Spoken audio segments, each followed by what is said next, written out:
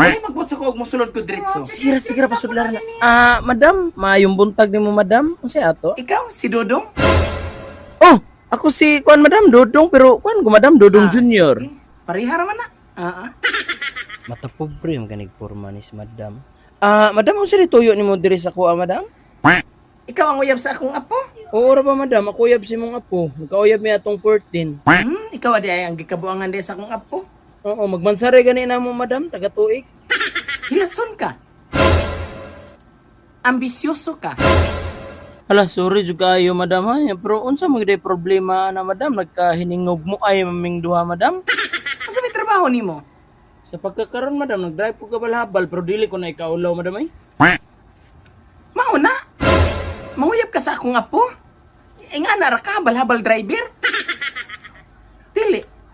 Ug habal-habal driver madam, unsa man gid problema na atong Asa may tiwasan? gipakaon nimo sa akong apo? Nga purti man gid siyang buangan nimo?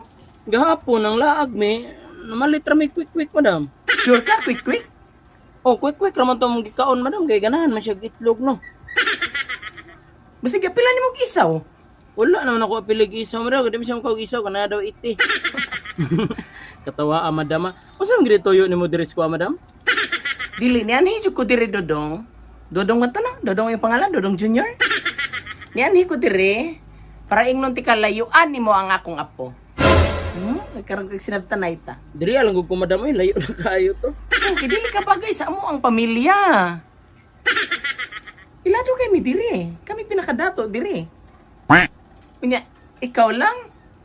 Habal-habal driver? Dagway pa lang nimo, kusog na kay mo habal? Habal-habalan na rin mo akong apo.